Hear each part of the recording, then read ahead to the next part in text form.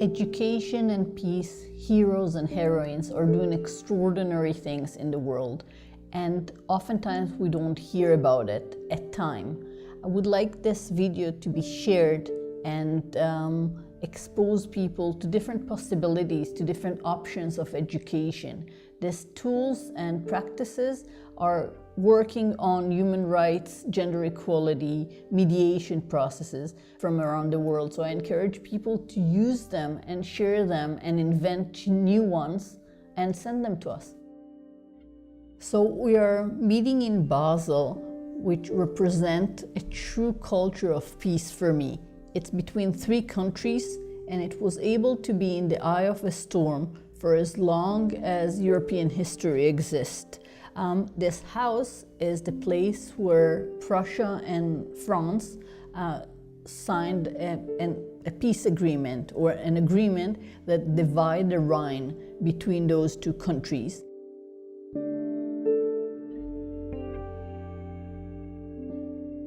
I was growing up in a post-conflict era, and my family had been impacted by partition of India, the 1947 partition. And I grew up hearing stories about the other side, how the other side had massacred them, had raped their women, had looted their homes, and had displaced them basically and made them refugees. So I grew up with a lot of hate for the other side, and my history textbooks also reinforced that image.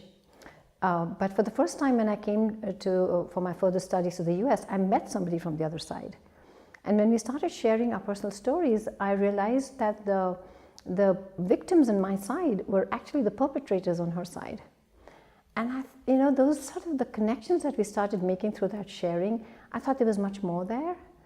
And we started working together and really began to work with youth and educators around building spaces and platforms where people could share those personal stories across conflict, not just within their conflict, because it was about opening those boundaries. I work these days a lot with politicians and political advisors in Eastern Europe, in post-Soviet countries of Eastern Europe. And so the challenge is, how does one translate peace education methodologies to working with people who clearly feel that they're already very well educated and fully prepared for their tasks at hand. So we've been working together with a great team on creating what we call peer exchange opportunities to learn from other contexts, from other peace processes and other conflict resolution processes, and to be able to apply the lessons that others have identified, the mistakes that others have made and the successes that others have had, to the situations in post-Soviet Eastern Europe. What's very important to me is that societies can learn from each other. So we can indeed look at how situations of conflicts and violence are handled in other societies, other cultures. This is something that happened already back in the 50s, when the US civil rights movements looked at a very different part of the globe in order to set up their own instruments of civil resistance, namely to Gandhi's India. And at that time it wasn't really, it was an exploration, and it was not something automatic. Nowadays we say Gandhi and Martin Luther King, etc. But when it started, it was something completely new, and it was a learning from a very different societal experience. How does one not reinvent the wheel when faced with the challenge of violent conflict? How does one identify those pieces in a patchwork quilt that could be useful for the context that they're working in? How do these politicians learn from other politicians, from other negotiators, from people who've been through something similar, although it's never the same. There are never models as such, but there are similarities and there are lessons that can be learned. And we've been trying to set up that human connection through telling stories, through sharing those personal experiences between very high-level people, between people who normally we think of them as institutions, but we've been trying to connect them as human beings. As always in situations of violence, you meet people who want to do something and to be constructive. This persons and organizations in Mexico have developed what they call interruption. So meaning they retain their ties and friendships with people who are still in the gangs. Many activists are former gang members or leaders who have then chosen to get out of crime, but have retained those friendships. So they are able to intervene very quickly in a matter of a few hours when there is a situation in danger of escalating, which means killing people. Human beings are about stories. We are informed by our stories as much as we inform the stories that we talk about our lives and selves. I still notice that when people get together, it's the stories that connect people.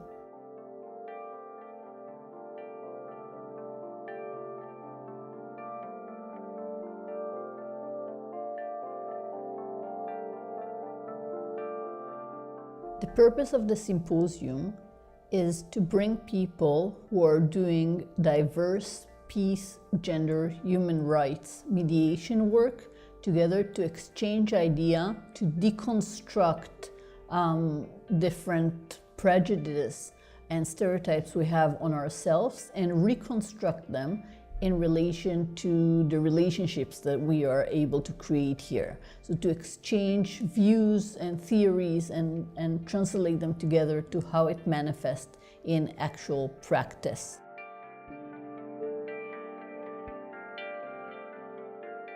My work has primarily been dealing with ethnic conflict, a deeply intractable conflict that has gone on for so long. And one of the outcomes of it going on for so long is that people assume that there is no end. And therefore, one of the prevailing cultures is that of fatalism. And the role of the educator in a case like that is, how do you overcome fatalism?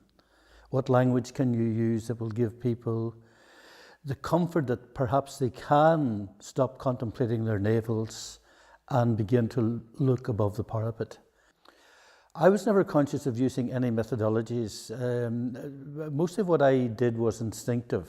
You're living in a particular context. How do you react to that context? What is important about our work is that in Cyprus there is a wall. What we do is not actually to deconstruct the wall, because this is very difficult. There are contextual conditions that do not allow us as civil society to bring about structural changes at this point. But what we do is that we remove the first brick so that people can have a peek at each other and start feeling that, okay, the people who live on the other side of the buffer zone, on the other side of the checkpoint, they are people with us, we have similarities, but we also have a lot of differences that we have to celebrate, accept, and use to enrich our lives, our personalities, our everyday practices. One very successful example is to send our members, and these are women from local level, whom we put together with a high delegation at the highest level on the continent, to go to Tanzania, where Tanzania has an issue with its border. It's actually a river which keeps moving and shifting. So that means that the populations are actually very confused and the resources are confused. Are they for Tanzania this season? And then the next season, is it Malawi, the neighbor? We have managed to send our local women together with the high-level representatives of the African Union to sit with the parties that are involved, the governments of the two countries, the local communities and others, other third parties, to try and find a way out. I would always start with practice, and then you have to think, how does the practice become theory? You know, you start with a concrete issue where people think very, very simply and think in binary terms. And how do you move that into a theoretical position? We had incidents where the kids went back to the school after meeting people from the other community, and they were telling their experiences to their parents and their brothers and their sisters, which is the multiplier effect in our efforts of peace education. We also had children who, after the first workshop we did in their own language in their school, in order to prepare them for contact, were looking up words on Google Translate for the other language in order to understand what their friends would be saying in the bicommunal workshop.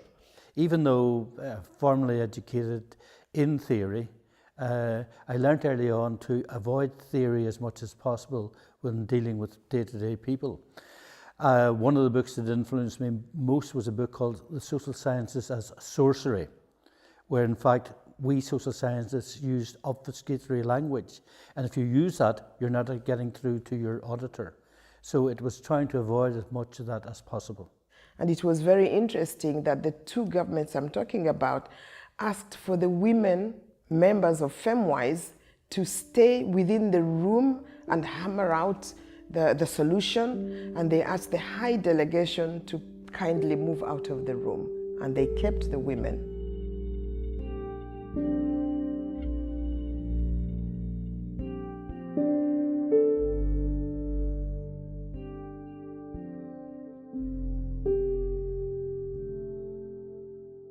My educational background is art, political science, gender and peace education, but it's also my passions. The things that I'm passionate about is art and human connection and equality.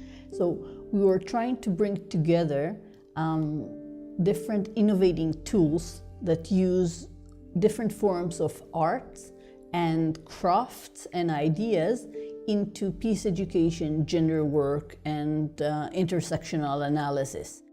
So for example, Gordon Mitchell used pictures that people took and created speech bubbles to change the discourse about how we talk about it and how do we evaluate it. What did we say and what didn't we say, and allow people to have a second chance integrating the things that they didn't say in writing.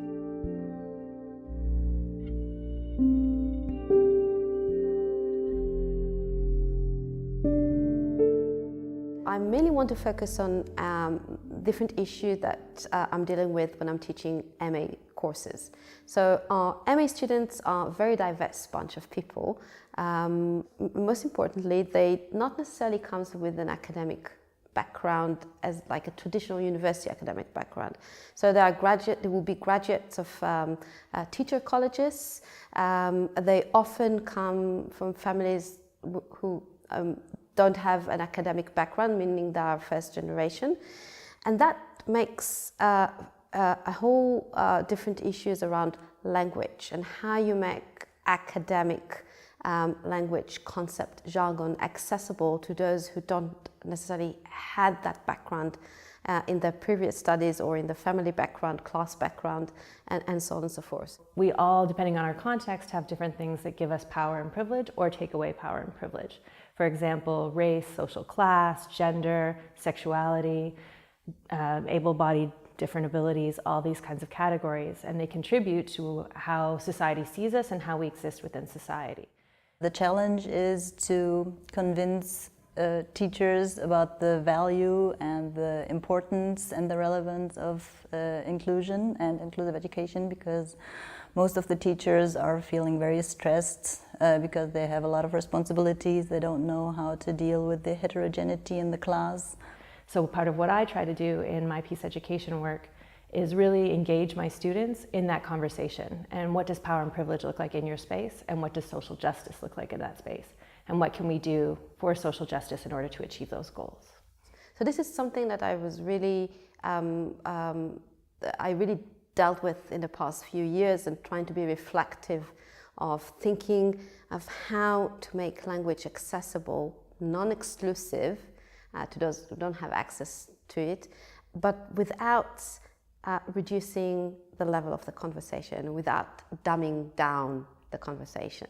I worked at the University of Education in Freiburg in Germany, and the German education system is very challenging in terms of being very hierarchical, and we worked in a project dealing with Förderschulen or Sonderschulen, where the pupil don't have any political education systematically.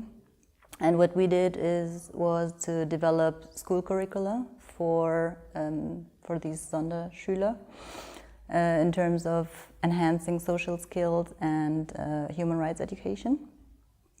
But the most important thing out of the way that we've designed this curriculum is that the modules are what we call informal learning, not in the sense where somebody's lecturing up the trainees and telling them this is how we do things, but it's very participatory, and trainees have the freedom to contribute to the learning process as much as possible. The other thing is explaining and clarifying terms in a natural way as part of the routine class lesson plan, and not waiting for someone to ask and not making them feel they should have known something that they don't know.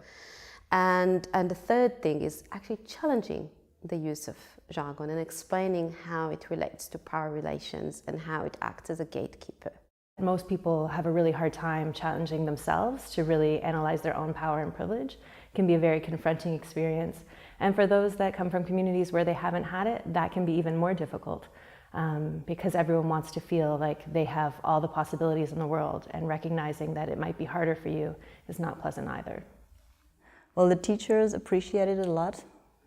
Because they see how a certain group of society is excluded from the education system, especially in terms of democracy. It is a real problem because these people are not represented in any kind of party or association, or they don't even have the impression that they have a voice, that they have a right to speak, or that they, for example, we made some surveys. And what the children pointed out was that politics is something for politicians or for people from academia, and not something that they belong to.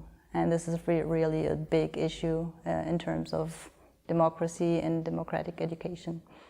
As a kind of methodology of sorts, if I may call it that, that goes throughout all the tools, all the modules, all the exercises, is one that decolonizes the education process, decolonizes the whole pedagogy of the way young people learn and teach others about their experiences and what it means for them to be active youth citizens or active youth leaders within their communities. I'm trying to translate a pedagogy of space into organized tours that I'm conducting, and we are going to visit a place, a Christmas market, and we're going to conduct a race, ethnic, religion, gender, age, status, and ability analysis, and see how those characteristics and theories are translated to different elements within the Christmas market. Where do you feel safe? Where do you feel unsafe? What access do you have and control you have to different things that are sold or shared or given within the Christmas market? What food can you eat and what foods can't you eat? And is there an option for people who are, for example, keeping a halal belief or kosher diet? How many children are in the Christmas market and who takes responsibility on them and why?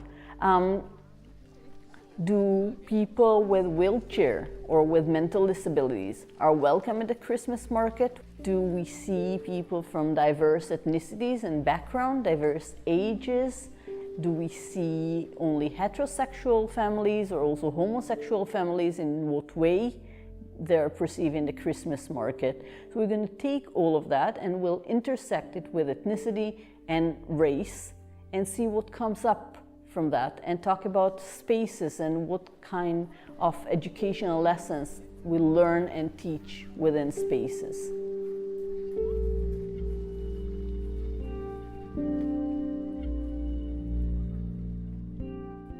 So I encounter a problem in my work, which is antagonism towards gender discourse, gender analysis, and even the concept of gender. I'm using practical educational methodology that I invented to counter that, where I invite people to give a gender analysis to a daily object.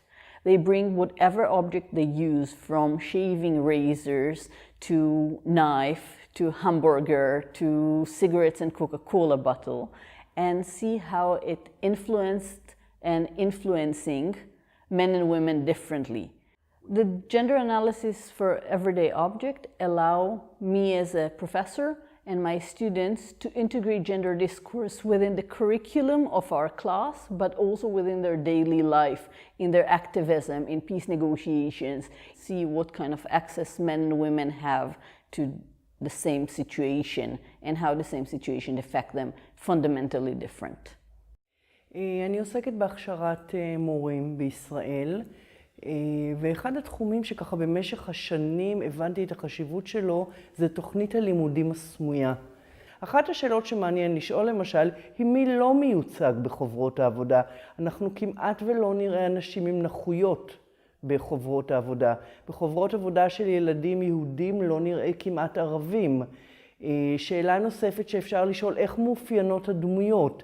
אנחנו רואים אפיונים מאוד ברורים של בנות עם חצאיות ובגדים ורודים, שאוהבות לשחק משחקים מסוימים שנחשבים משחקים של בנות, ואנחנו רואים בנים עם בגדים של בנים עוסקים בספורט של בנים. אנחנו נראה הרבה פעמים את המגדר מופיע גם בעיסוקים של ההורים.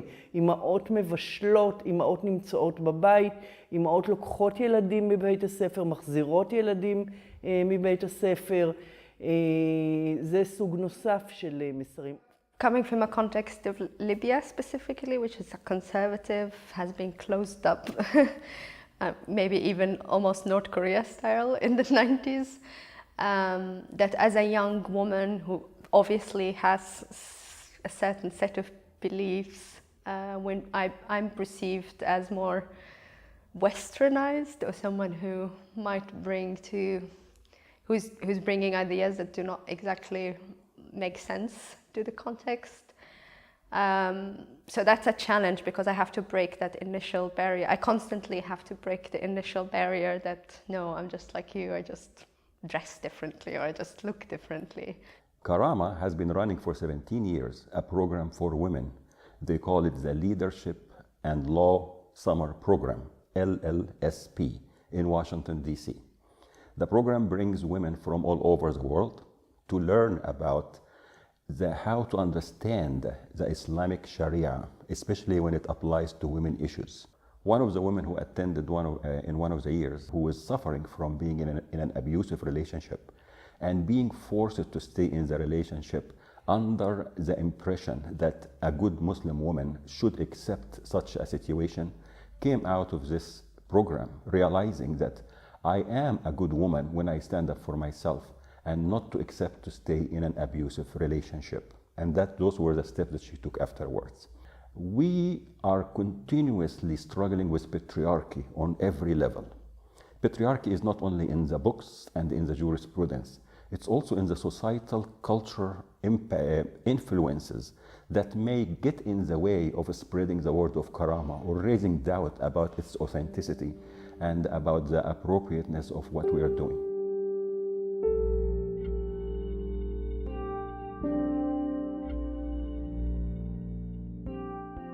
I'm extremely grateful to the Arnold program and to Henry and Georg Arnold, who established this foundation and allow people like me to come and reflect on their work and try to come up with more innovative, creative practices that promote human rights and sustainable peace. Part of our ideology and theory of decentralized power is that each of these videos is also available online and can be watched in a different sequence for different purposes. So we are not only determining which sequence people are going to watch it, but allowing people to create their own playlist based on their needs and interests.